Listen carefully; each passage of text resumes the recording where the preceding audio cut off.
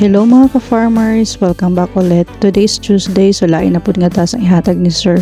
Actually, nag-expect yun mi guys nga wala din mi ay duty karon pero kalit lang niabot si Sir around 8:40. Ni kalit lang siya abot na ngayog kape. Unya nag-expect yun mi nga wala. So relax sad kay mi Kalit lang mi pa duty og alas 10. So mo na ni nag-ready na day ko kay para mag-duty na lagi mi. Unya namutan ako dyan ng sunscreen kay para na ako'y protection po sa kung nga yun ni maguba. Salamat day sa ato mi Ma'am Api ha. Unya so muna to guys, ako nang giready akong kaugalingon og yulatan po na ako si Maring Tito nga makagawas kay aron manulod namin dito sa amuang farm. Actually ang task nga gihatag ni Sir isa yun ra kaayo. Katubi to ang amo ang gipakita last time nga mga video. Katong nagbutang mi nag-clipping mi first clipping pa lang to siya, so na second clipping. So patungtong nga nasa taas amo ra to siyang ipaubos. So ipakita na ko sa inyo kung unsa lang siya kasayon. Medyo haway lang ni siya pero kaya ra kaayo. So muna to kay since alas 10 man lagi mi magsugod, so nag-prepare na ako, nagbutang na day ko dani arm warmer sa kuang kamot kay aron dili madapawan kay usay dapaw biya gini ang pipino.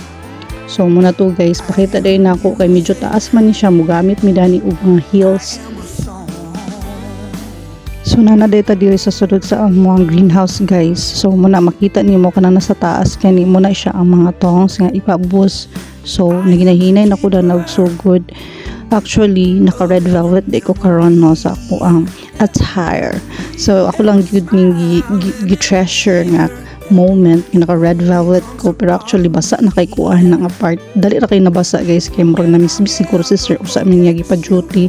So muna nakita na ninyo no naka heels ko muna among heels nga ginagamit diri sa sulod sa farm pag inana mga tag-as na ganyang ipatrabaho ni Sir sa amoa. So dili gid na problema kung medyo putot-putot ang atong height medyo alanganin kinaal sila heels diri sila nag-adjust para sa tuwa.